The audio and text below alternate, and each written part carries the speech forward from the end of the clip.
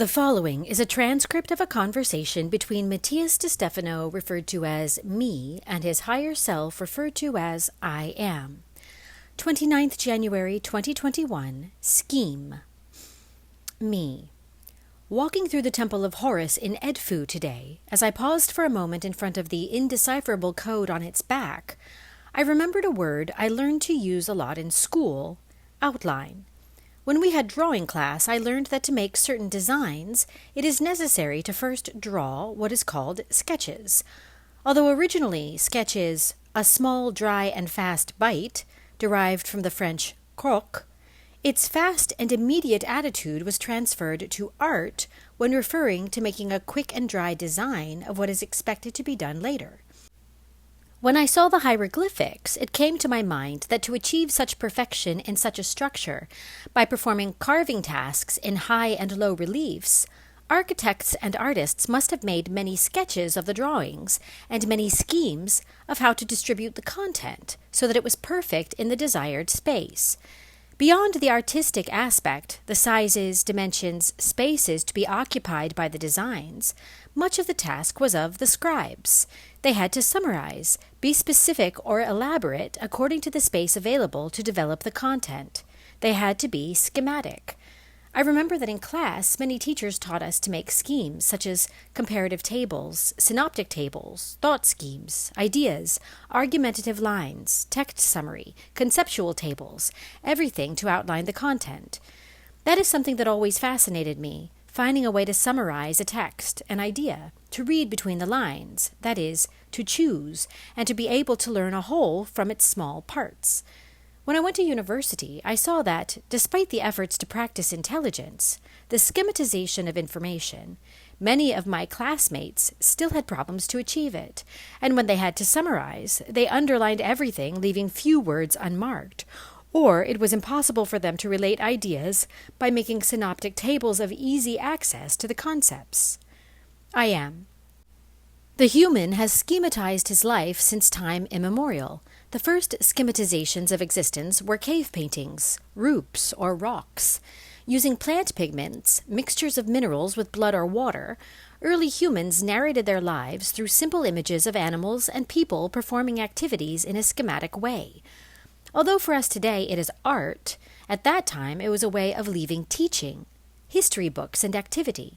Elders or adults told stories around the fire, and through drawings on the walls, they took that story for granted in the hearts and minds of their descendants. Thus, generation after generation, the stories became more and more extensive, and they were adding more colors and drawings, narrating about what had already been written, drawn.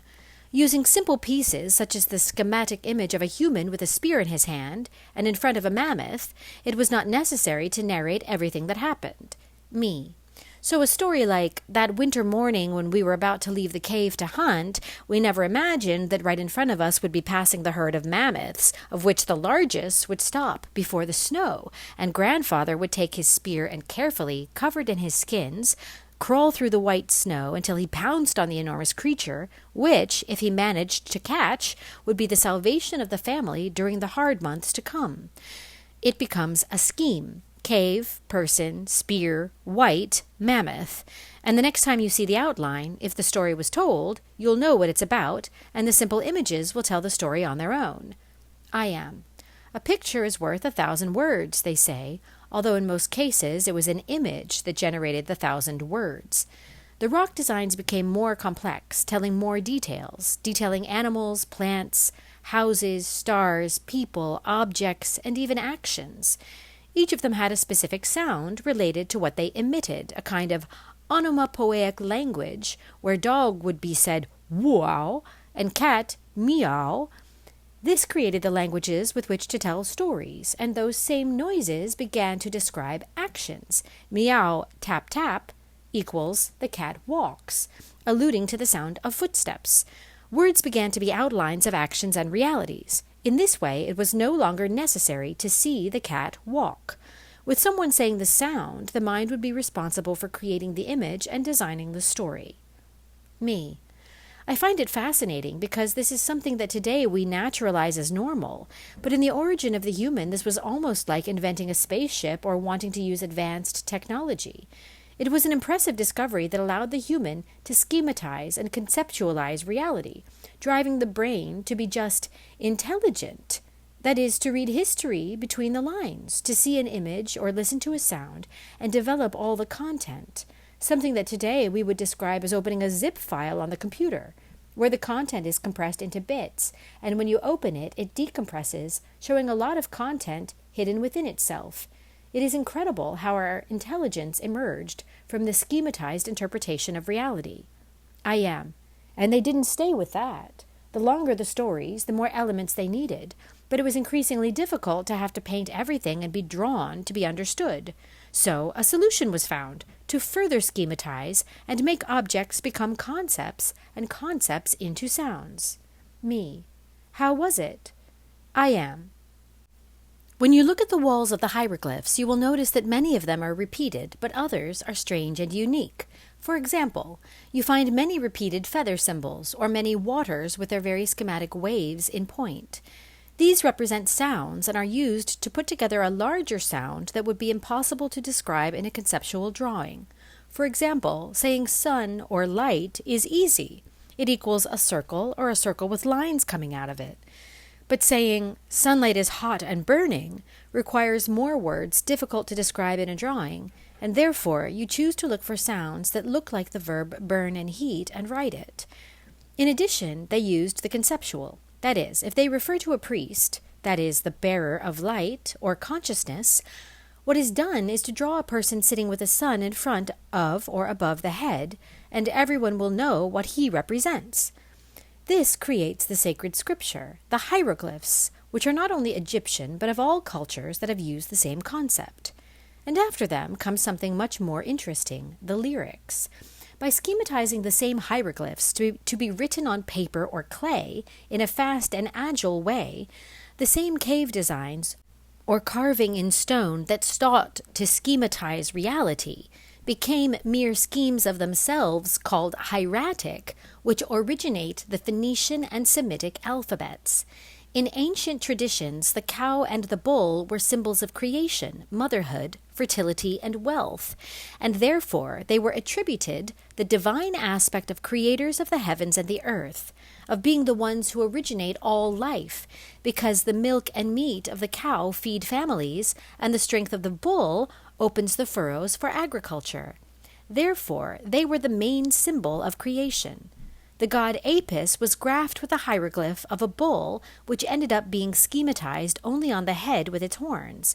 Its symbol represented all peoples between 4000 and 2000 BC, as this period of time is known as the Age of Taurus.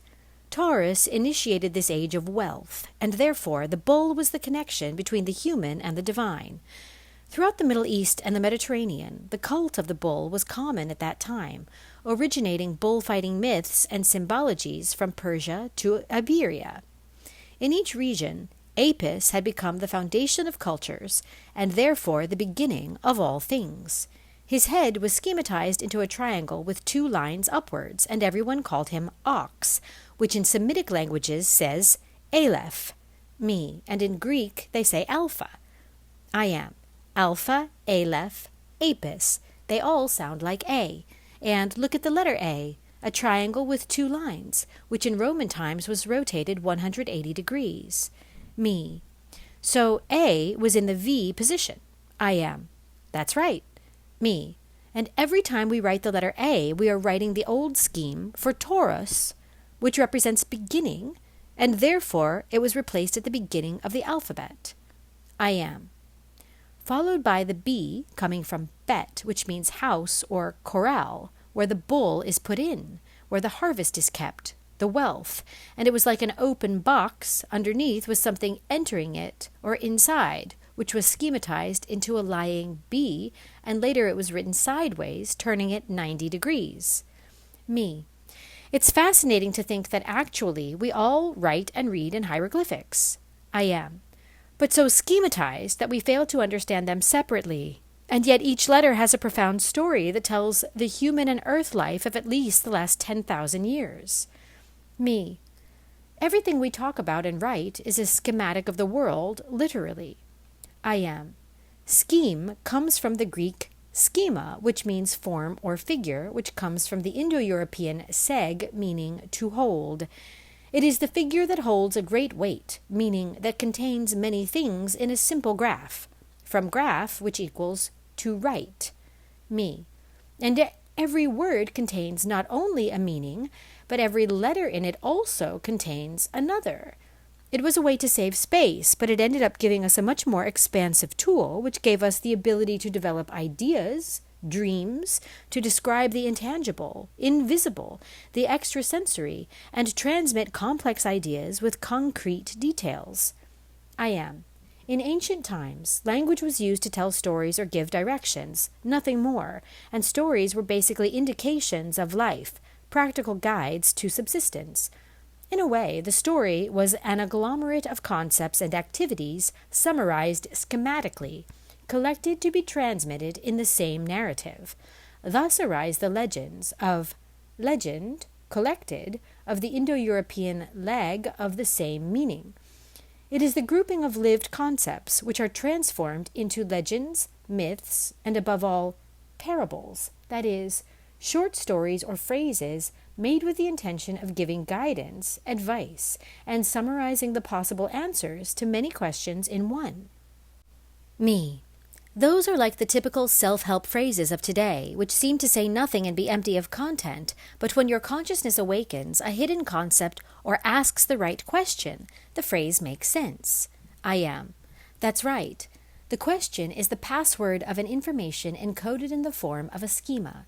And just as this is so for the word, it is so for existence and for yourself. The atom, the string, the particle, the molecule, the chemical element are schemes of all reality. And just by seeing the tininess of it, you can read the whole universe. Because when you see the H2O code, you not only read the composition of 2 particles of hydrogen and 1 of oxygen, but you read water. And from it you read life, seas, rivers, plants, animals, food, humanity, civilization. And in turn, in the intangible world, in it you see the Trinity, the concepts of spirit and soul becoming a being in triangulation with the body, the 3 consciousnesses and the 3 attributes, love, wisdom, and will. If you begin to intelligibly read the schematic codes of the universe, you will be able to open all the books of the Akasha, of the cosmic records, in every atom of existence. Me. Wow. I am. But before you do, before you get lost in its labyrinths, you must open up to yourself, because you are a scheme of your entire past, of the fundamentals, of the paths traveled, of art, development, of education, of politics, religion, and philosophy, not to mention genetics and family heritage. Everything that exists is summarized in you. You are the scheme of existence, of history. The universe was summarized in you as the entire era of Taurus. Its cultures, civilizations, and its 2,400 years were summarized in the letter A. Me. I am a scheme of the universe. It is true, in me are the codes of everything that exists. I am. For this reason and only for that reason, it is understood that the potential of the entire universe lives in you, that you are God, the cosmos, existence, an interdimensional being. You are the letter A of the universe. Me. Aleph, the beginning. I am. The beginning is the end. Me. Alpha and Omega. I am. Omega is the last letter of the Greek alphabet, and it means big O. Its location is special at the end of the others because it describes the one who sees everything. The letter O comes from the ancient Egyptian and Proto-Semitic languages, from the word oyat, which derived from oin, and which means I. The O is the great all-seeing I, the supreme divinity. Me. To say I am the Alpha and the Omega is like the scheme of saying, I am everything that nourishes and brings into existence the physical universe, and I am the one who observes and dreams all this reality. Dream and dreamer, reality and illusion, I am. The Eye of Horus, me. Wow, the temple where I was today. I am. Every temple, sacred site, is an outline of history, and if you open yourself to receive without waiting, without judgment, you will open the information. That's what you do every day when visiting these sites. Decode the schemas of their information. Now you achieve this because you open yourself to your own scheme, to find the information not only outside, but inside you. When you recognize yourself as the schema of existence itself, you are everything. Everything is in you. You are the Alpha and the Omega, the summary of God. Summary means add again. A summary never removes information to keep something. A summary outlines, loading on a few words or sounds, a huge weight of data. To summarize is to expand your ability to be intelligent, to understand the cosmos. Me. So first I must understand that I myself am a scheme and follow the codes in me that help me open the data that lies within. How do I do it? I am. Gnothi Sauton, which equals know thyself. Me. And you will know the universe. I am. Your being is the schema of your body, your soul, and your spirit. Start by knowing the outline of your body. Discover its systems, its biology, its history. Follow the soul. Know your emotions, your links. Work them. Do therapies.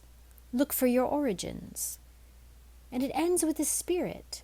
Reading, learning, studying, looking for more answers, meditating in silence. Do you know what I see as the biggest problem of the questions you ask many times? I mean, how do I do it? How do I do it? Me. What? I am. I see that you have the need to finish, to do it at once, as if life were a race to complete something. And my friend, life culminates in death. Development is eternal. And I know freedom is scary, but it's because you don't know what it means yet.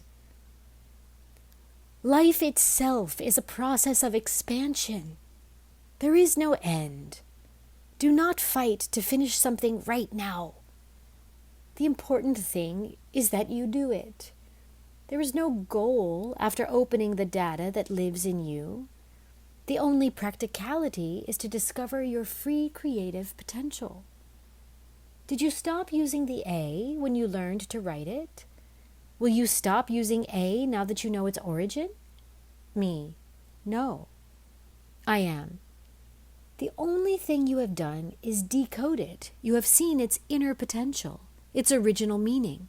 And now, every time you use it to create words, prose, poetry, legends, share, chat, you will see the A with the consciousness it deserves, recognizing that by using it, you will be creating, opening paths like the bull in the fields. That is the same thing you do by knowing yourself, by understanding your body, by inquiring into your soul, by activating your spirit. Me. It's very beautiful. I am. You are art. Remember it. You are poetry. You are word. Me. I am the scheme of the universe. I am. I am the word of creation.